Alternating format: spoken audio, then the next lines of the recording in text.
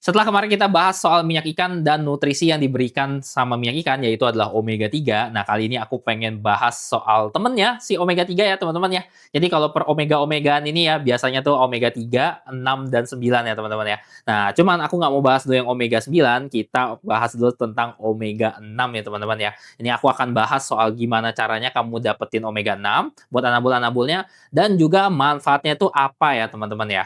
Nah, jadi kalau kamu suka sama konten yang kayak gini nih teman-teman ya, jangan lupa untuk di-like dulu, di komen nih teman-teman ya, di-save, dan juga nih di-share ke teman-teman yang sama pecinta kucing juga biar kita sama-sama belajar soal nutrisi kucing ya teman-teman ya. Oke, kalau udah kita langsung ya teman-teman ya. Nah, omega 6 ini tuh ternyata lebih gampang untuk didapetin ya teman-teman ya, walaupun dia tuh sama-sama nggak diproduksi sama si tubuh anabulnya. Jadi mereka tetap butuh asupan dari luar. Tapi tenang aja karena sumber utama omega 6 itu adalah lemak dari unggas-unggasan teman-teman. Jadi dari ayam, dari bebek ya teman-teman ya. Dan ini sebagai contohnya aku punya dry food dari Bite of Wild ini ya teman-teman ya. Walaupun sebenarnya dry food dari apapun juga nggak masalah teman-teman bisa lihat. Kalau kamu cek komposisinya, ini biasanya sebagian besar atau komponen paling banyaknya itu adalah dari daging unggas entah ayam atau bebek ya teman-teman ya. Ini contohnya aja Bite of Wild ini dia tuh untuk dari daging ayamnya aja itu ada 36% ya teman-teman ya. Jadi ini banyak banget si komponen daging ayamnya. Nah, kecuali kamu punya dry food yang kayak misalnya ini ya, Bite of Wild juga ada yang varian fish nih. Kalau kayak gini, ini sih memang komponennya ikan semua ya teman-teman ya. Nah, ini artinya apa? Artinya dry food yang kayak gini, yang komposisi ayamnya itu banyak, itu tinggi sama omega 6 teman-teman. Jadi bisa jadi sumber omega 6 yang bagus ya teman-teman. Omega 6 itu bagus banget ya manfaatnya untuk bikin bulu dan kulit anabul tuh lebih lebat, lebih halus, lebih bersinar, mengkilap ya teman-teman ya. Dan juga nih ya, untuk bantu gemukin nih. Nah, cuma omega 6 ini kalau kebanyakan ini ada efek sampingnya teman-teman ya. Kalau kebanyakan omega 6 itu bakal bikin yang namanya peradangan. Makanya kalau kamu perhatiin banyak banget makanan kucing yang kayak gini ya teman-teman ya.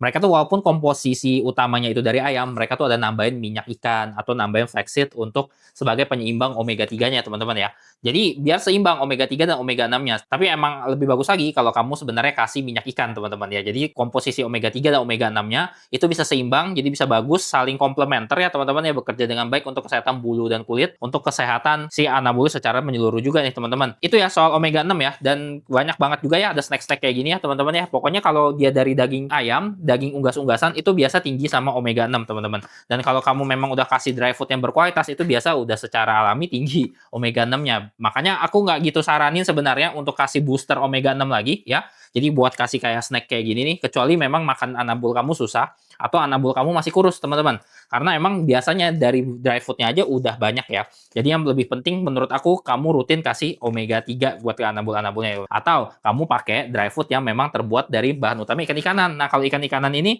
memang dia lebih tinggi omega 3 ya jadinya ya teman-teman ya. Karena memang dia tuh bahan ayamnya lebih dikit gitu. Nah, jadi begitu ya teman-teman ya soal omega 6 nih. Jadi omega 6 ini nggak kalah penting dari omega 3, tapi ya itu nggak boleh terlalu banyak, harus diseimbangkan sama si omega 3 ya teman-teman ya. Dan ini biasanya udah terpenuhi kok kalau kamu kasih dry food yang emang berkualitas ya, dan ketahuan ya ingredientnya tuh dari apa ya teman-teman ya. Karena memang sebagian besar dry food tuh bahan utamanya tuh ayam. Jadi jangan lupa teman-teman kalau memang suka sama kontennya di-like dan di-save. Dan kalau misalnya teman-teman ada pengen bahas topik lain soal nutrisi kucing ya, pengen bahas vitamin atau nutrisi yang mana, langsung aja silakan di komen ya teman-teman ya. Jangan ragu dan jangan lupa untuk bagiin ini ke teman-teman yang pecinta kucing juga biar kita sama-sama belajar soal nutrisi kucing. Jadi kita lebih paham apa yang dibutuhkan sama mereka dan makan apa yang cocok untuk kita berikan kepada mereka ya teman-teman ya. Dan sampai jumpa di konten belajar nutrisi kucing lainnya. Bye.